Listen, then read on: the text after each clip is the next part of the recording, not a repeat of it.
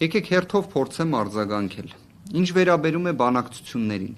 Նարեկ Կարապետյանը շատ հստակ դրա վերաբերյալ առավել քան սպառիչ դիրքորոշումը ներկայացրել է, որ պատկերացնեք, եթե Սամվել Կարապետյանի եւ Կարապետյանների ընտանիքի կողմից ընդհանրապես որևէ մի նման նվազագույն նույնիսկ մոտեցում ցուցաբերվեր հեծի շուրջ կամ այլ հարցերի շուրջ, ապա իրավիճակը լրիվ այլ կլիներ։ Հենց ամբողջ տրամաբանությունը այս հետապնդման, այս ռեպրեսիվ մեքենայի նրանում է, որ Սամվել Կարապետյանը հստակ կարմիր գծեր ենթադրող դիրքորոշում է ներկայացրել եւ դրանով սահմանափակվել է։ Դրանից այն կողմ, դրանից անդին այլևս այսպես ձևակերպենք խոսակցություն առկա չէ։ Օրվա իշխանությունները պատկերացնում են, որ ապօրինությունների մասշտաբը ավելացնելով որևէ մի փոփոխություն կստանան, չեն ստանալու։ Մի փոփոխություն այո ստացել են այս ընթացքում։ Այո, Սամվել Կարապետյանը,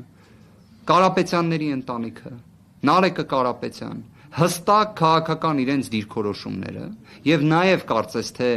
բոլոր այն սոցհարցումները, որոնք տեղի են ունենում, ցույց են տալիս դրա դինամիկան, ցույց են տալիս հանրային աջակցությունը, հանրության պատշաճ արձագանքը։ Այդ հարցերում փոփոխություններ այո լինելու են։ Էլ ավելի ինտենսիվ է լինելու հանրության հետ աշխատանքը, այդ թվում նաեւ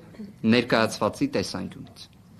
Իդեպ հետաքրքիրը նաև նա էր, որ 2025 թվականի նոյեմբերի 18-ին, երբ Սամվել Կարապետյանի կալանքը 2 ամսով երկարաձգվել էր, հենց այդ օրն էլ հեծը զրկվել էր լիցենզիայից, որը սեփականազրկմանը համարժեք գործողություն է։ Այն, որ սա նման է իրականում սեփականության նկատմամբ ոտնձգություն բառերը շատ մեղմ են հնչում։ Սա իսկապես նման է իրավական ինչ-որ ահաբեկչության։ Սա նման է իրավական տեսանկյունից անձին պատանդ վերցնելու եւ դրանով փորձ անել հարկադրաբար բանակցելու, չի աշխատելու այդ ամենը։ Դա ակնհայտ է։ Գործողությունները Սամվել Կարապետյանի կարծում եմ դրանով բոլոր հնարավոր կասկածները, մտահոգությունները փարատել են, բայց այլ հարց։ Այո, օրվա իշխանությունները գիտակցում են նաեւ, որ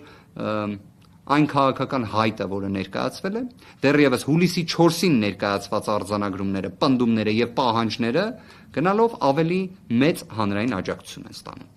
Ինչ վերաբերում է բուն տնտեսական բնույթի մեղադրանքներին, որ պատկերացնեք դրանց աբսուրդի աստիճանը, դրանք որևէ միտեղից անջատված չեն։ Դուք կարելի ասել դասական իմաստով այլ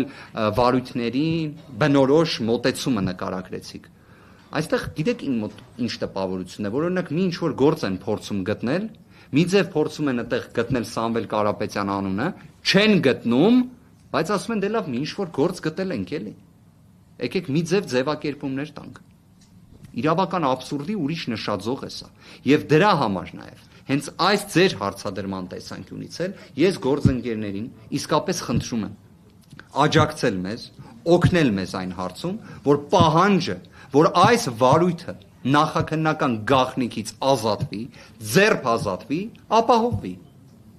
Եկեք դռնբացության կարգով դատական նիստեր ունենանք։ Եկեք հենց նույն վերաքննիչում էլ հիմա էլ հրապարակային նաև գրավորել միջնորդությունը ներկայացնելու ենք, որ բանավոր կարգով իրականացվի քննությունը։ Թող իսկապես տեսնենք լավ ինչ փաստարկներ է բերում դատախազությունը, ինչ փաստարկներ ենք բերում մենք։ Եվ թող հանրությունն էլ գնահատի արդարությունը, արդարադատությունը եւ դատավորի խիղճը։ Իդեպ իշխանությունը պատկանում է ժողովրդին, այդ մի հարցում ամեն ինչ հստակ է։